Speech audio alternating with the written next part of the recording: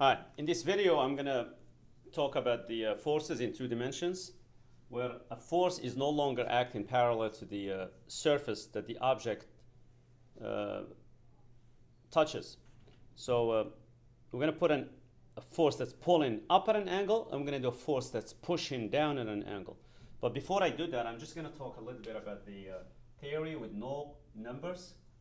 And let's see if we can do a free body diagram, if we can write our equilibrium statements. In other words, if we can write our F net equals ma, or the sum of the forces equals ma. So I have an object here, a block on a flat surface. And I'm going to pull with a certain force. Let's just say I call it Fa, applied force. And that force makes an angle theta with the horizontal. And then my forces are mg, pull of gravity on the object. And let's just say that there is some friction. Okay, and there is a normal force. Now, if I'm pulling up, the normal force should be less than the weight. And the reason for that, because as you're pulling up and to the right, as you're pulling actually to the right, you're also pulling up. So you kind of like, the contact between the block and the surface is weaker. In other words, the block is not pushing as hard on the surface as if this force was parallel. So my normal force should be less than the mg. And again, the reason for that is because the Fa, or the vertical component of Fa, will help support the block. It will not just be the surface or the table that's supporting the block. You're also providing some of the support by pulling out, but you're also pulling up, even though the object never leaves the surface. And we're going to say that this object has a mass m. Now we're going to write the sum of the forces in the x direction equals ma in the x direction. And I'm going to write the sum of the forces in the y direction equals m times the acceleration in the y direction. Now these are all vectors, of course. Okay? These are not scalars. Now in the x direction, this Fa, which I'm going to draw here and erase because you're not supposed to have the components on the diagram, it's got a component pulling it to the right. So when you pull in an angle like that, you're pulling right and you're also pulling up. So this is the x component of Fa, and this is the y component of Fa. And we're going to erase those later. They cannot stay there. So what I'm looking at is like, just, we're going to the right here, right? Or we could be moving to the right, we could be not moving to the right. Could be just pulling, but no action, nothing is happening. So I see that the Fax, and don't memorize this stuff, you have to do it, minus the force of friction equals. Now you can have three cases here. You can be pulling with that force, but it's not enough to move the object. So which means your acceleration is zero. It's still at rest. You could be pulling with a force and going at a constant velocity, which means there is no acceleration again, which means this Fax is exactly the same size as the friction. Or you could be accelerating to the right if this Fax is greater than Ff, right?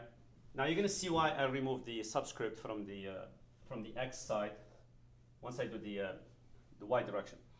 In the y direction, as far as we're concerned, we don't care what's happening to this object right and left. We're looking at it, what's happening to it up and down. So the acceleration is zero, which means the up forces must equal the down forces. Now here is my up forces.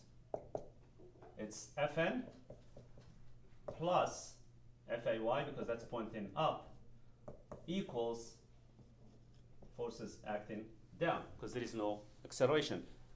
The object is at rest vertically, not horizontally, not necessarily horizontally. That's why I didn't put a subscript here. Now, the Fax is just going to be the Fa, cosine of that angle, theta, minus the force of friction. Now, the force of friction is mu times Fn, if you need it, equals, and then you look at your three cases.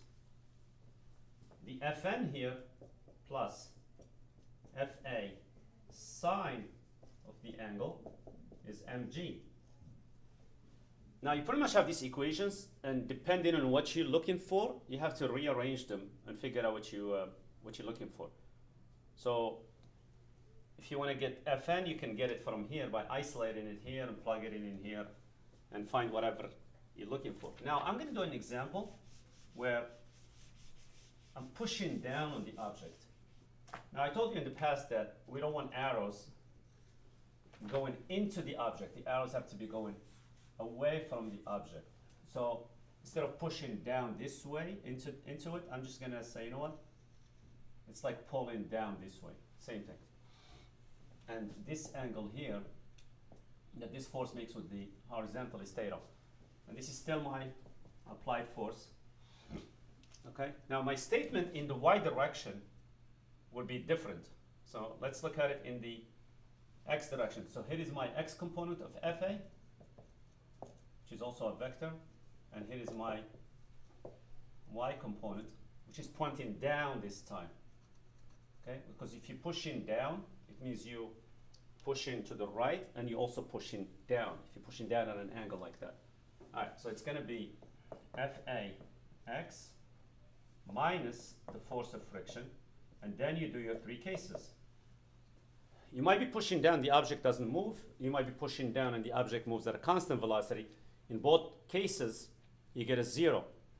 One zero is for static equilibrium, and the other zero for a different reason, for dynamic equilibrium. Or you can get the mass times the acceleration. On the other side, the Fn should be bigger, because conceptually the desk or the surface has to provide more support, because now you're pushing harder on it. There is more push on it. It's not just the mg that's pushing down on it. It's not just the push of this block, but it's also the push of Fa that's pushing down. So that component is pushing down. So that should be, this Fn should be bigger in size than mg. In other words, the mg and the Fay should add up to equal Fa. So the force up is just that Fn by itself. That should equal to mg plus the y component of the applied force. And you can do whatever you have to do with this. So I'm going to throw in some numbers here, actually. So I'm going to say this angle here is, I don't know, 60 degrees. This applied force is 100 newtons, and I'm going to make this mass 20 kilograms. So let's hope the numbers work. So I'm going to go ahead and find out what Fax is first and Fay. So Fax is Fa cosine of 60. Fay is Fa sine of 60. Now we know cosine of 60 is half, so this should be just 15 newtons. And the other one is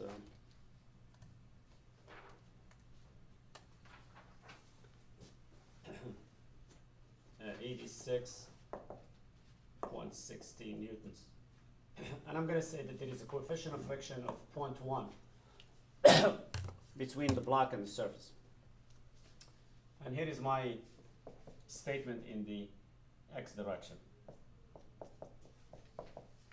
Now I don't know if it's going to accelerate or not, so maybe I should figure out what Fn is first, right? Yeah, and then find out what the friction is, and based on that I can decide. Because if the friction turns out to be exactly as Fax, then there will be no acceleration, which means like we're probably just going at a constant velocity. And I'm saying that this is kinetic, so I'm going to set this up so hopefully that it's moving. So Fn equals mg, which is 200, plus Fay, which is 86.60. Right, so that's 286.60 newtons for Fn, which means the force of friction is mu times Fn, which is 0.1 times 286.60.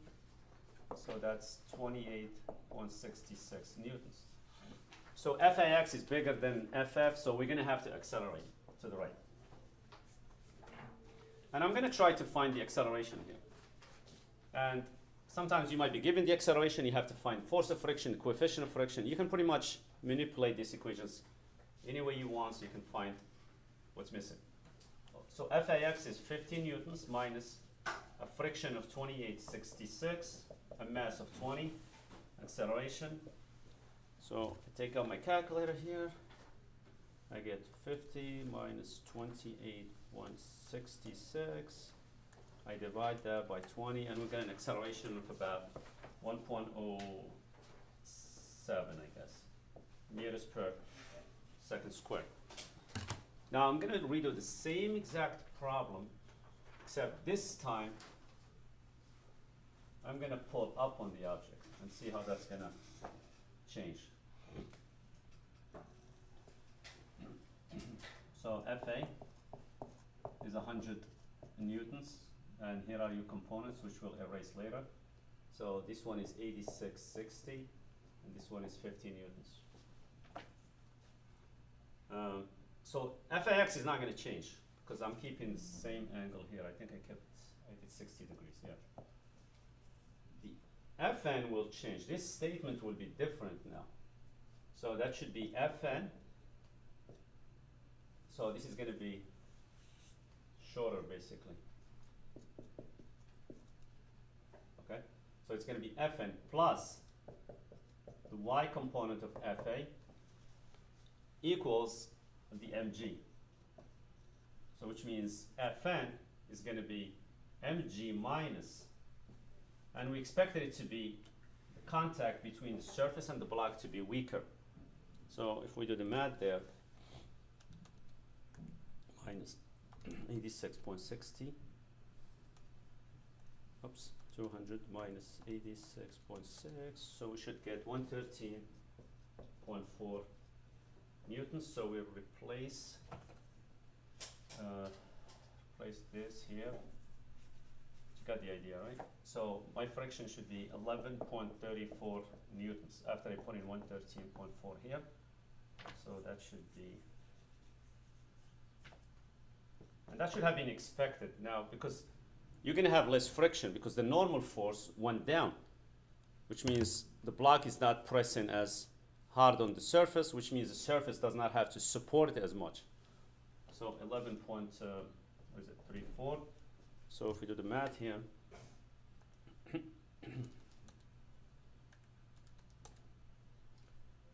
divide that by 20, I should get 1.93 meters per second squared. And it should have been expected to be greater than before, because now you're not pushing down on the block, so it's going to accelerate at a higher rate, or it's going to speed up at a higher rate. And that's pretty much it for the forces at an angle. So in the next video, I'll do some examples. See you later.